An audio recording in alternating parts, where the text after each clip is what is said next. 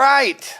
That means that America's most spectacular bracket, in fact, Super 70 Sports spectacular bracket of randomness, now in the Sweet 16. And as one of my father's friends used to say, the cheese is binding now. I still don't really know what that meant, but it meant that tensions were high, Ronnie. And they're high today because somebody is moving on to the Elite Eight. And it's either going to be driveway basketball, 16 seed, or the 8th seed, Dr. J, Julius Erving. So this is a matchup that makes a lot of sense. I used to pretend that I was Julius Erving in my driveway, but regrettably, it was only in my mind, and the goal was too high. I was lucky if I could touch the nets. I definitely wasn't raining down any thunder. Ronnie, driveway basketball could be the Cinderella story of this year's spectacular bracket. Break it down for me as only you can. Wow, man. This is the worst seeding in the history of brackets.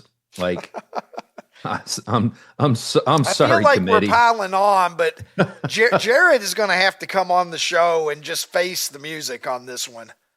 He may have already done that once. I can't remember, but how the fuck is driveway basketball a 16? On what planet?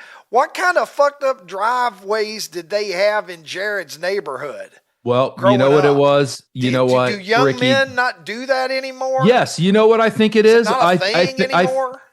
Yes. I think that this is an indication of the fact that you and I are in our 50s. Jared is in his early mid-20s. And I can tell you, man, when I just drive around and I live, I do not see kids playing basketball outside like my friends and I used to play basketball outside. So it just must be a generational thing where it's just not that important to him. I know there aren't nearly as many. Is it a Sun Belt thing? I lived in Ohio. I lived in Ohio. I'm from Kentucky. Well, that's what I'm saying. Well, fucking, No. Listen, I have to be honest. I'm not happy with Jared because in this round he made me vote against Julius Erving, and I didn't appreciate that. I didn't appreciate it. I'll be honest. Yeah. Well, I don't feel good about it, Ronnie, but I had to vote against Dr. J as well because I go back to Rolling Hill subdivision. I had a goal out back. It was in our back driveway, and our back driveway was gravel. Okay. And the way that it was set up, it went across the road into like an empty lot that was never mowed very frequently. So if I shot from one direction, there were a lot of times that ball bounced off into, sort of Bolivian, as Mike Tyson might have said. Yep. And so I didn't have a great setup. So I was relying on other friends who had better driveway basketball situations, and there were some of those, and we used to have some great games in the neighborhood going back to the day, man. I mean, two on two, 21, horse, 21 was around 21 the was world. the best, man. 21 was the best. Yeah. Did you do the 21 where, like, if you tip somebody else's shot in, they go back to zero?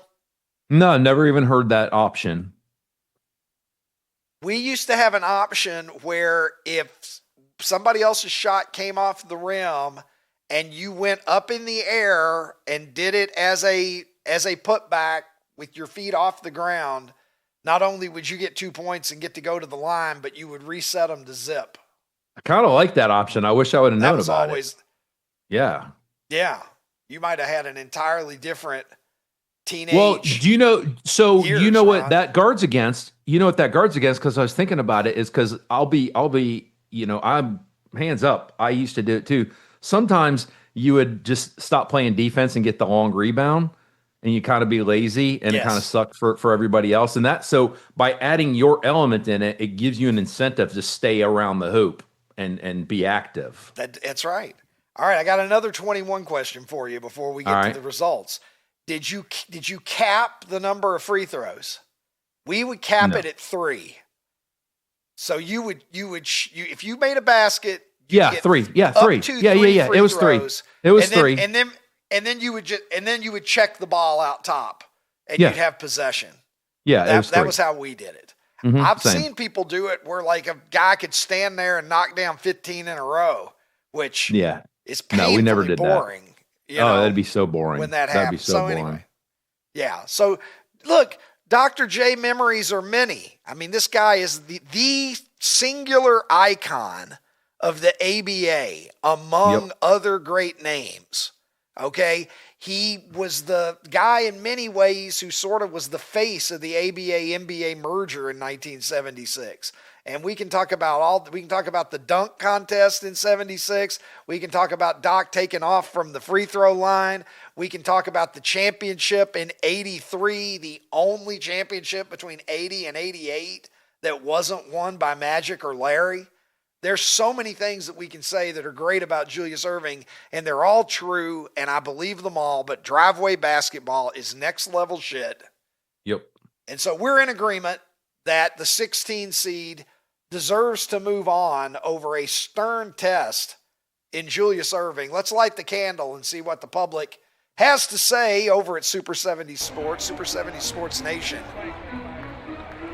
voting on this. And Ron, I got to tell you, the number of votes are down. I think something is wrong right now with X polling, because for some reason we're not seeing nearly as many votes on this one or the next one. Or maybe people, it's not great. Or maybe timing. people aren't voting because they're just so mad at Jared's seedings.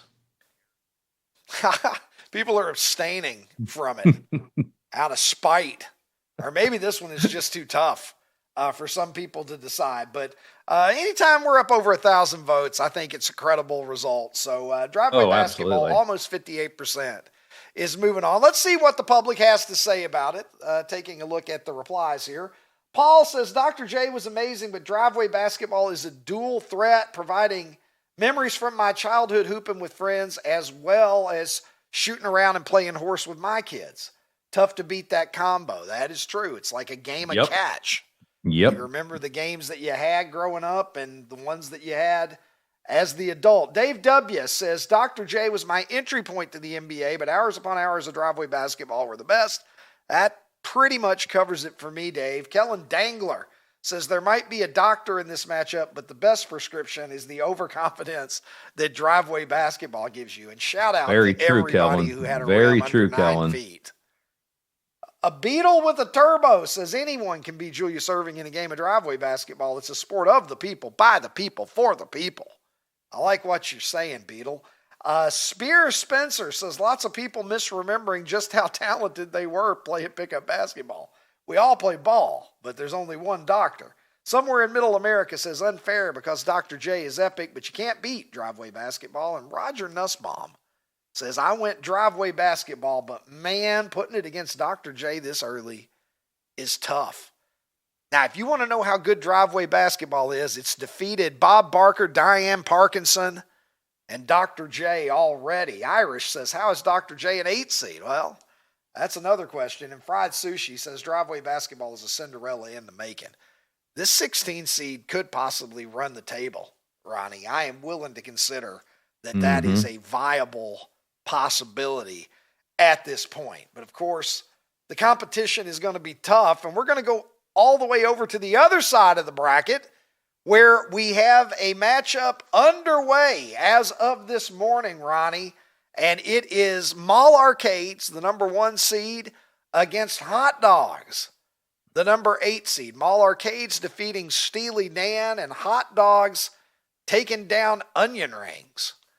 Ronnie was among the minority who enjoys a good onion ring, and again, that was a tough one. But this one right here, I guess it's going to come down to just how much of worthless fat fucks my audience really is, Ron. Break it down for me. So, again, I'm just going to have to, I just didn't consume Mall Arcades that much. And it's funny because I've been voting against Hot Dogs in every one of these, but the longer we're doing this, the more memories I have of things, right? And like things will pop up in my head.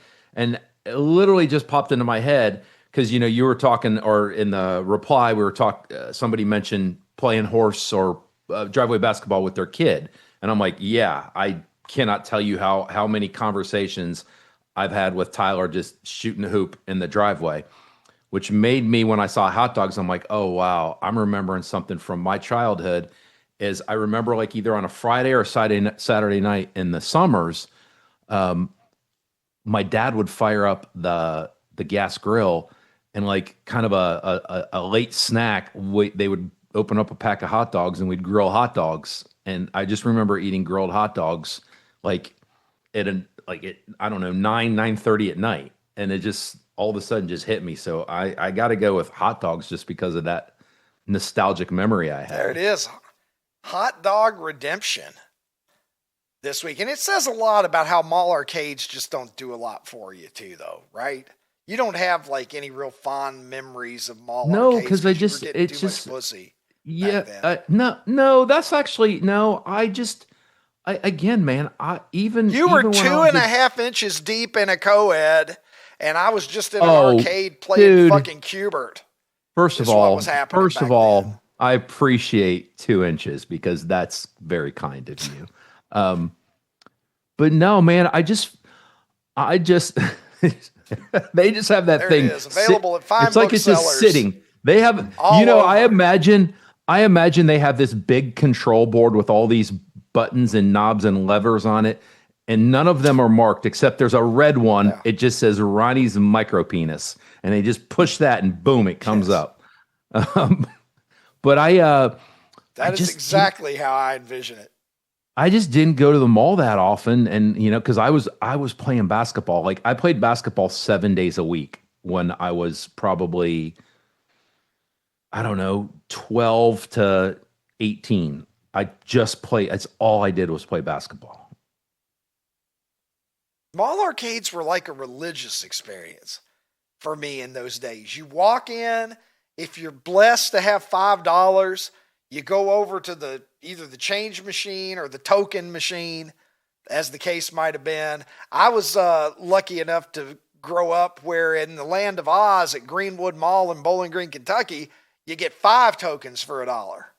So, you were really balling because, you get 25 tokens for $5. So, you get that pocket full of tokens and then go walking through there with all the sounds and the sights, and oh my God, it was spectacular. So I've got as many hot dogs as I've polished off in my life, I've still got to go with mall arcades on this one.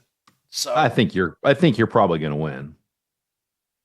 We got to go to the public as always. Ronnie and I can bat it back and forth from now until tomorrow, but what really matters is what Super 70s Nation has to say. And by a 60-40 split, Ronnie, the public has decided mall arcades over hot dogs, a respectable performance for hot dogs against a 1 seed here. But the 1 seed having few problems on the left side of the bracket, Ron. Mall arcades into the Elite 8, where on the other side of the bracket we've got driveway basketball. So we're on our way. What was the first swimsuit models? 80s SI swimsuit issue is already in the Elite 8 as well. So we're getting closer and closer to seeing this picture start to really clarify. Colonel in Halifax, or Colin in Halifax, or Colin in we still haven't figured it out. Getting a high score and typing in the initials of FUK. Hard to beat. I was an ass man myself, Ron. I would usually put my own initials in, but if I was going to be a little crazy, I will say though that there were a few FUKs around rural Kentucky back in my era. I'm not going to say that I never did it. Jim Kaiser, the poet laureate of Super 70s, summarizes it for us by saying a tasty hot dog is almost as good as 80s mall arcade, as a 80s mall arcade. I got to make sure I get the syllables right here. I mean, Jim is working within the haiku format, as he does so well. The Moops says 2 things I like better than a mall arcade: upsets and hot dogs. Chili, Chicago, Ballpark, Vienna, Sonoran. Could go on forever. Shout out to Mel's Hot Dogs, a Tampa institution. Look at that. You don't want to get rear-ended by Mel's hot dogs. Ricky, do you know what a tell you Sonoran that. hot dog is? I don't. They wrap it in bacon. They wrap it in bacon and then grill it. Pretty good. Oh, Lord. Well, bacon makes everything better, but look at that. That is true. That is, that's. How'd you like to be driving your car? How'd you like to be driving your car at a stoplight and then end up getting rear-ended by Mel's hot dogs? I'm saying right now, I mean, you better be heading to the proctologist after that one. No doubt. Looks like Pinocchio after he told a lie. Blue Diamond Phillips says mall arcades are crazy overrated. Well, sir, you just watch your mouth, mister. Derek says first time food is losing out. It can't last. It has. Food has been defeated. You know my audience really loves something when food loses. Because God bless you, motherfuckers. You like to eat stuff as much as I do. Landon Nolan says hot dogs were a worthy enemy in mall arcades. Yes, they were. The most underrated video game of all time, perhaps, is Burger Time, Ronnie. As we've talked about many times, I do have a Galaga machine, but my Galaga machine also has about 400 other games on it. One of them is Burger Time, and I'm going to tell you, back during the pandemic, I got really, really good at Burger Time. Really, really good. That game is so much fucking fun, honestly. Tremendously underrated. And here's the bracket. You can see right here, the mall arcades have moved on, swimsuit issues. Let's just get a little look at this. We're going to have one more matchup tonight. Ronnie, you can call it. Well, I guess we should go on the left side of the bracket to keep it symmetrical. Maybe Blockbuster in the 90s against a full tank of gas. That might be a fun one to see how that goes. Golden Retrievers in Game 7s. These are some interesting matchups. I am hesitant to try to predict very far out. I think your first car is going to be a challenge for the man in black. Oh, I totally agree. That 4-5 there. It's in college football and Saturday morning cartoons. That's one, Ronnie, where I really think it could be very close to 50-50. I guess I would lean towards Saturday morning cartoons, but college football is extremely popular for a reason, Ron. So yeah, no, there I you mean, have listen, it. I talk about nostalgia. I talk about weekend. nostalgia all the time and how important it is when I make these picks. And I'm pretty certain when it comes time to pick, I'm going to go college football, but it's going to be a battle. Just the fact that you're having to think about it at all probably is an indication. Cartoons were such a big deal. Nobody can understand. Like if you didn't live it, you cannot understand how important they were. And in much the same way, if you've never seen this segment, you can't possibly understand how fucked up it gets some days. And the only way that we can find out the degree of fucked upness that might befall us is for me to tilt my head slightly, look into the camera quizzically, and ask simply, what the fuck, Ron?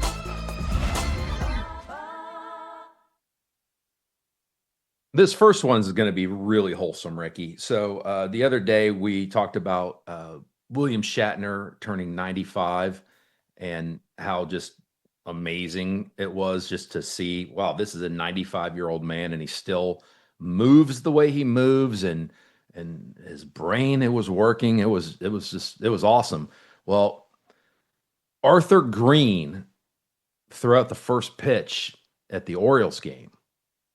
And Arthur Green's 14 years older than William Shatner, Ricky. He's a World War II and Korean War veteran also. I wanted to go out and also acknowledge that. But check this out, Ricky.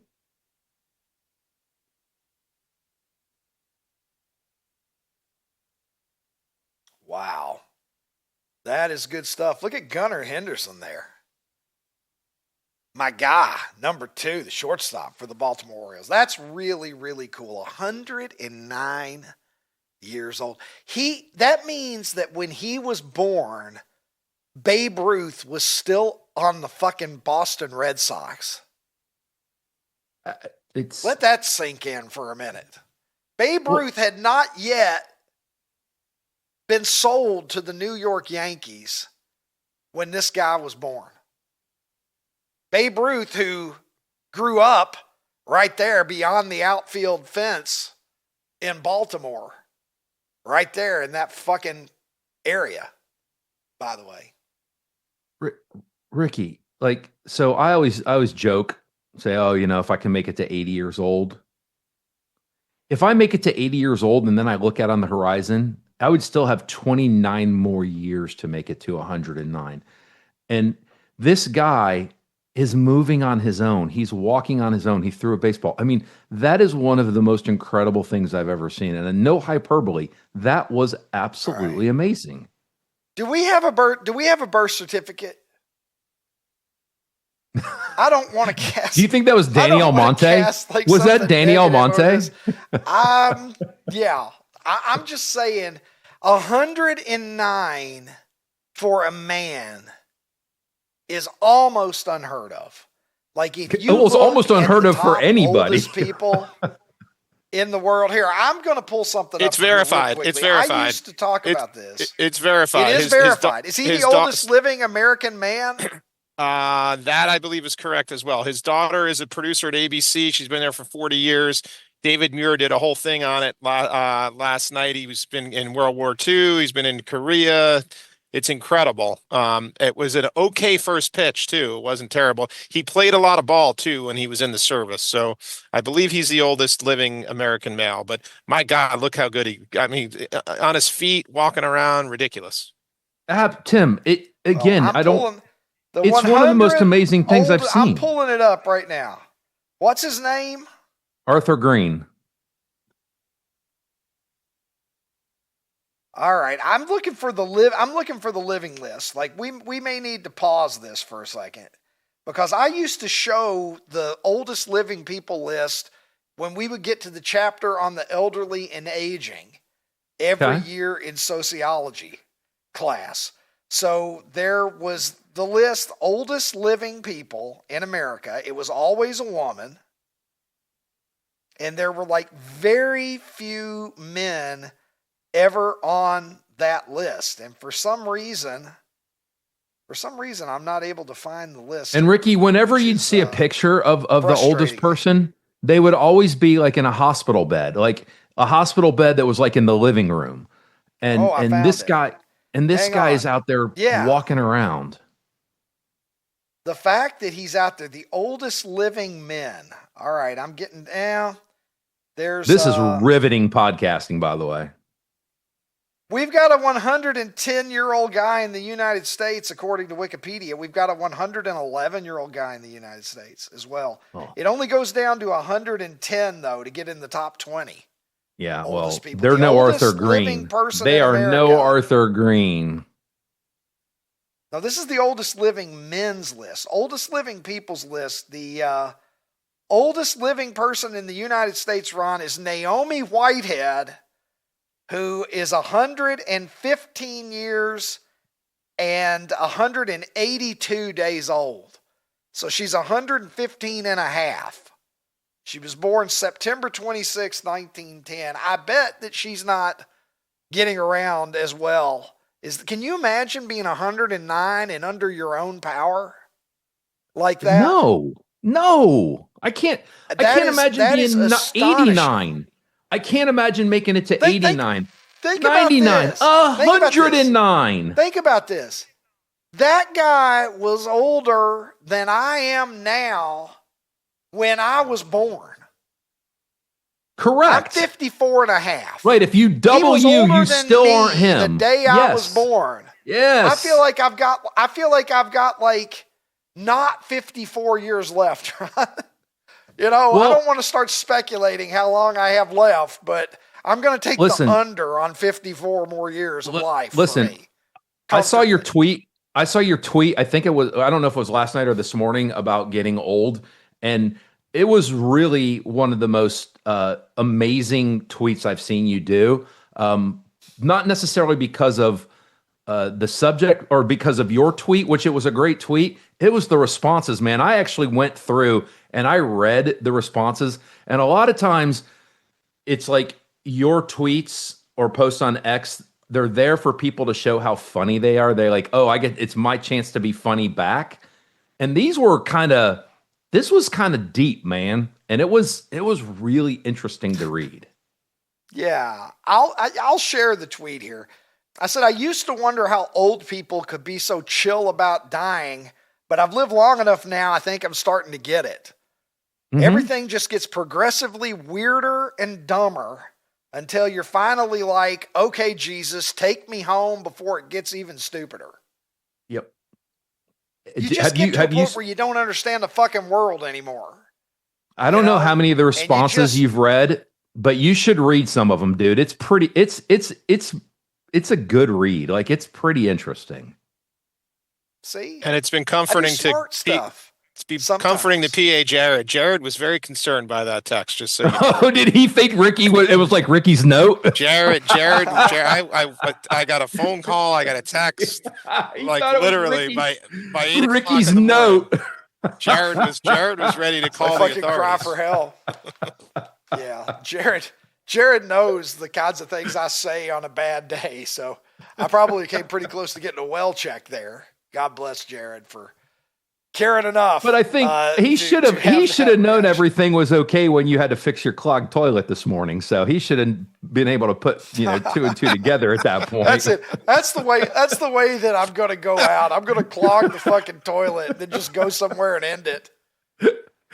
Leave my sweet girlfriend with that on top of everything else to try to reckon with. What were his last words? Well, we don't really know, but he kind of spoke with his bowels, apparently. Get the plunger. Guys, get the plunger. What's down there? I don't know. That was his last act on earth. All right, well, folks, yeah, we got kind of heavy here at the end, didn't we? It was a little bit of, it's like the Jimmy V's my favorite coach. And heavy, but okay. Yeah. You know, what was it Jimmy V said in the famous ESPY speech? Live, laugh, love. Yeah, love, yeah. No, he wasn't. No, it wasn't. There was nothing about that. Chicken soup, something like that. It was laugh. Yeah, it was laugh. Move to tears. Think. No, every day. He said cry. Every day you should laugh, you should cry, you should feel all the emotions. Something along those lines. Every day you should feel all the emotions. So that's what we're trying. That's what we're trying to do here. All right, this was a Jimmy V show. Well, I definitely have tears in my eyes from laughing, so. Yeah, well, thank you for your contributions to this broadcasting excellence. Thank you as well, producer Tim, PA Jared, Molly and Colin, and everyone in Nashville who does such a wonderful job to try to make me look better than I am. And sometimes they're so good they even manage to succeed, believe it or not. And they've got a terrible handicap working with me. My thanks to you guys as well, of course, because you're the reason that we're here. This is a show by the people, for the people, and you, my friends, are my people. I hope that you enjoy the college basketball this weekend. Enjoy the fact that baseball's back. If you got decent weather where you live, get outside, enjoy that too. Enjoy your friends, your families. Call somebody that you haven't talked to in a while and catch up with them again or whatever. Make something of this weekend. It's springtime. There's a lot of good stuff happening in the world of sports and good stuff happening in your life too if you stop to smell the roses just a little bit. And I will look forward to seeing you back here on Monday when we will tee it high and let it fly with another episode of The Ricky Cobb Show.